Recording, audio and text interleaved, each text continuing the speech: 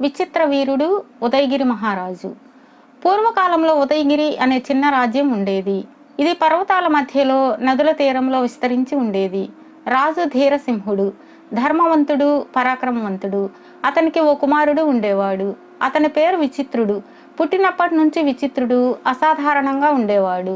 4 సంవత్సరాల వయసులోనూ గురుత్వాకర్షణకు విరుద్ధంగా గాలిలో మెరిసి గోళాలను పట్టుకోగలిగే శక్తి, 5 సంవత్సరాల వయసులో నిశ్శబ్దంగా అలుపెరుగని పఠనం, 10వ ఏట ఆయుధ విధిలో ప్రావీణ్యం.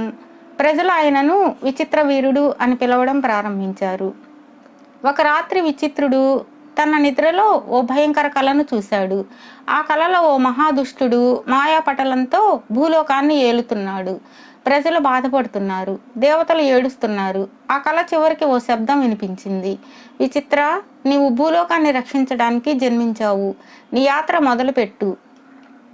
ఆ కళ తర్వాత విచిత్రుడు తన తండ్రి వద్దకు వెళ్ళి ఇలా అన్నాడు. తండ్రి, నేనిప్పుడు రాజ్యాన్ని వదిలి ప్రయాణానికి బయలుదేరుతున్నాను. నన్ను ఆపొద్దు. ఇది కేవలం ఒక యాత్ర కాదు, నా విధి. ధీరసింహుడికి మనసు అంగీకరించకపోయినా కుమారుని దృఢ సంకల్పం చూసి అంగీకరించాడు. సాయంత్రం సమయంలో విచిత్రుడు తన విశిష్టమైన ఖడ్గం, వజ్రమణి, మంత్రశక్తితో నిండిన విల్లు, నిశ్శబ్ద నిశాని, స్వర్ణ కవచాన్ని ధరించి తన గుర్రం తారకపై ఓ అరణ్య మార్గం వైపు బయలుదేరాడు.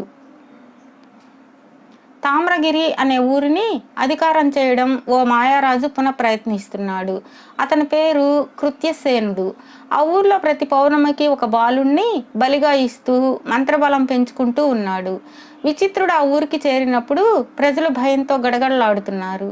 రాత్రి సమయంలో ఆ మాంత్రికుడు స్వయంగా విచిత్రుడిని ఎదుర్కొన్నాడు.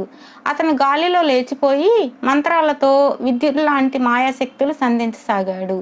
విచిత్రుడు నిశ్శబ్ద నిశాని విల్లుతో ఆ విద్యుత్తులను అడ్డుకొని చివరకు తన వజ్రమణి ఖడ్గంతో కృత్యసేనుని తల వంచాడు.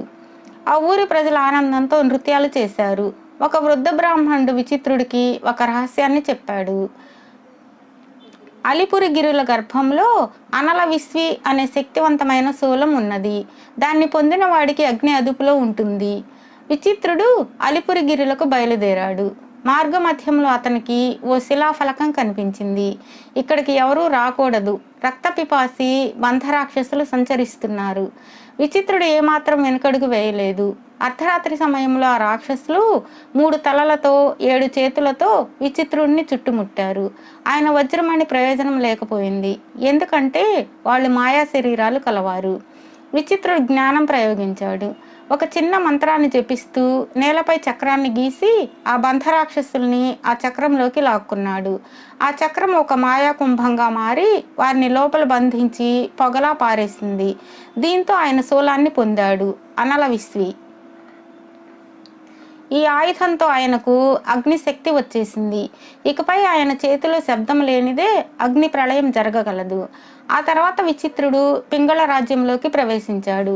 అక్కడ రాజు తామసికుడు ఓ క్రూరమైన బానిసలను నిలువుగా నిలబెట్టి దుర్మార్గుడు. అతని సైన్యం 10,000 మందితో ఉంటుంది. విచిత్రుడు ఒక్కడే సైన్యంని ఎదిరించాడు. ఆయన వేసిన వ్యూహం రాత్రి సమయంలో మాయాచక్రాలు వేసి తన అగ్నిశక్తితో గాలి వలయాల్లో తుఫాను లాంటి వలయాలు సృష్టించాడు. రాత్రి పొగతో నిండిపోయినప్పుడు అతను ఒక్కో మందుగా ప్రమాణంగా ముందుకు సాగి సైనికులను ఒక్కొక్కరిని శాంతపరిచాడు. తామసికుని చంపిన తర్వాత రాజ్యం ప్రజల చేతికి అప్పగించాడు. అక్కడి మహాశక్తి అయిన సుదర్శనాయుధం ఆయనకు దక్కింది. చివరి గమ్యం ఉదయగిరి. ఈ ప్రయాణంలో విచిత్రుడు మొత్తం 3 మహాయుధాలు పొందాడు. వజ్రమణి ఖడ్గం మానవ శరీరాలను చీల్చగలదు. అనల విశ్వి శూలం అగ్ని ఆధిపత్యం కలిగి ఉంటుంది. సుదర్శన చక్రం శత్రువుల హృదయాలను ఝళకిస్తూ నశింపచేస్తుంది. ఇన్ని ఆయుధాలు, అనుభవాలు, శక్తులు పొందిన విచిత్రుడు చివరకు ఉదయగిరి వైపు సాగాడు. అక్కడ క్రూరరాజు భయసింహుడు ప్రజలను పీడిస్తూ ఉంటాడు. అతని వెనుక ఓ మంత్రగురువు ఉన్నాడు, దుర్విధ్వంసుడు. వాళ్ళిద్దరూ కలిసి ప్రజలపై మాయాబలంతో అధికారం చలాయిస్తూ ఉంటారు. విచిత్రుడు ఉదయగిరికి చేరుకున్నప్పుడు అక్కడ ప్రజలు దాహంతో, ఆకలితో అలమటిస్తూ ఉన్నారు. ఆయన తక్షణమే తామసికుని వ్యూహాన్ని ఉపయోగించి ప్రజల్ని ప్రేరేపించి తిరుగుబాటు జరిపించాడు. దుర్విధ్వంసుడు తన మాయాశక్తితో ఆకాశంలో కాలినడకన వచ్చి గొప్ప యుద్ధం మొదలుపెట్టాడు. ఆ యుద్ధంలో వజ్రమణి, అనల విస్వి, సుదర్శన చక్రం ఒక్కసారి ప్రదర్శించబడ్డాయి. 3 ఆయుధాల కంటే ఎక్కువ శక్తి ఉండేది లేదు. దుర్విధ్వంసుడు చివరకు మంత్రబలాన్ని కోల్పోయి భస్మమైపోయాడు. భయసింహుడు పారిపోయి అరణ్యంలో అడుగులు ముట్టించకుండా మాయమయ్యాడు. ఉదయగిరి ప్రజలు ఆనందంతో కేకలు వేశారు. ధీరసింహుడు విచిత్రుని చూసి కన్నీరు పెట్టాడు. రాజ్యాన్ని అతనికి అప్పగించాడు. ఆ రోజు ఉదయం నుండి విచిత్రుడు ఉదయగిరి మహారాజుగా మారాడు. ఆ తర్వాత 10 సంవత్సరాలు ఉదయగిరి స్వర్ణయుగంగా మారింది. ప్రజలు సుఖంగా, ధర్మంగా జీవించారు. ఉదయగిరి రాజ్యానికి స్వర్ణయుగం కొనసాగుతోంది. ప్రజలు సుఖంగా జీవిస్తున్నారు. విచిత్ర వీరుడి పరిపాలనలో ధర్మానికి ప్రతిరూపంగా నిలుస్తున్నాడు. కానీ ఓ రోజు అతను పట్టణ హద్దుల్లోని సింధు మార్గం అనే తీర ప్రాంతానికి వచ్చినప్పుడు సముద్రం నుండి ఓ వింత శబ్దం వినిపించింది. అది పిలుపులా ఉండేది, మంత్రముద్రలు పలికేలా ఉంది. ఆ రాత్రి విచిత్రుడికి కలలో ఓ మత్స్యముఖి యోగిని దర్శనమిచ్చింది. రాజా, పాతాళలోకంలో మాయాబలంతో నాగకులం బంధించబడింది. ఆ లోకాన్ని రక్షించగలది నీవే. ఒక అమోఘమైన ఆయుధం, అమృతకాంతి శస్త్రం అక్కడ దాగి ఉన్నది. అది లభిస్తే భవిష్యత్ లోకానికి ఉపకరిస్తుంది. విచిత్రుడు వెంటనే తన మంత్రసభను కలిసి ఈ ఆహ్వానాన్ని ధర్మ పరిధిలో పరిగణించి పాతాళ లోకానికి వెళ్ళాలని నిర్ణయం తీసుకున్నాడు. ఆ లోకానికి ప్రవేశ ద్వారం అరుణ సముద్రపు సుడి, చాలా ప్రమాదకరం అది.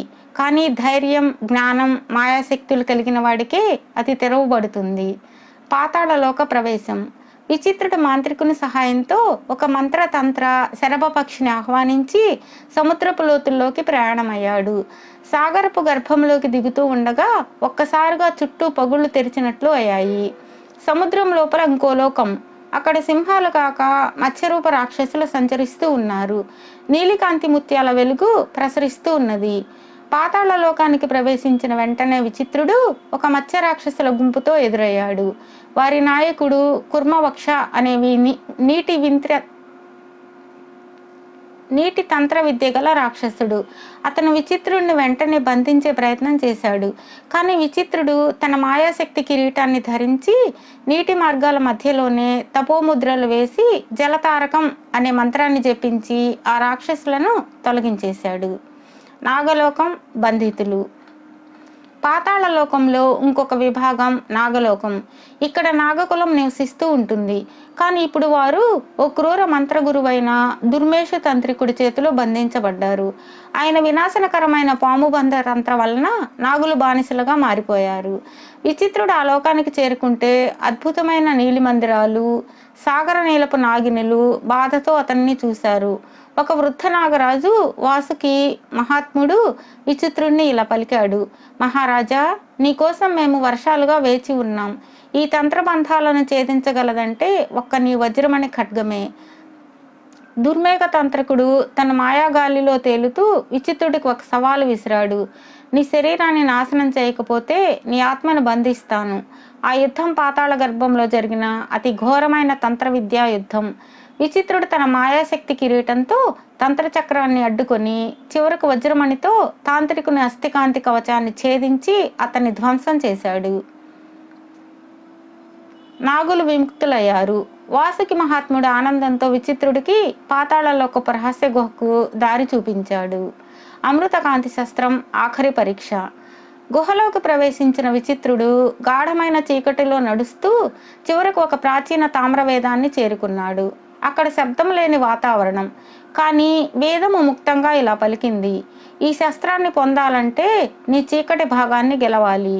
ఆ వేద మాటలు పూట పడగానే విచిత్రుడు ఎదుట తానిదే సమానమైనది కానీ క్రూరమైన రూపం ప్రత్యక్షమైంది. అతని ఛాయారూపం. అది విచిత్రుణ్ణి దయ్యపు చైతన్యంతో ఎదిరించింది. ఇరువురి మధ్య వేదాంత యుద్ధం ప్రారంభమైంది. దాన్ని సాధారణ ఆయుధాలతో గెలవలేరు. చివరకు విచిత్రుడు తన మనోశక్తి హృదయాన్ని తలపోగా ఆ క్రూర ఛాయ కనుమరుగైంది. శాంతి నెలకొన్నది. తద్వారా అమృత కాంతి శస్త్రం వెలుగులోకి వచ్చింది. అది ఒక దీప శస్త్రం. ఎటు చూసినా చీకటి పరాజయం అవుతుంది. అది విచిత్రుడి చేతికి వచ్చిన దానికంటే ముందు తానెంత తగ్గిపోతూ వెలుగులోకి కలిసిపోయింది. తిరిగి ఉదయగిరికి చేరుకున్నాడు. విచిత్రుడు పాతాళలోకాన్ని విడిచి పై భూమికి చేరుకున్నాడు.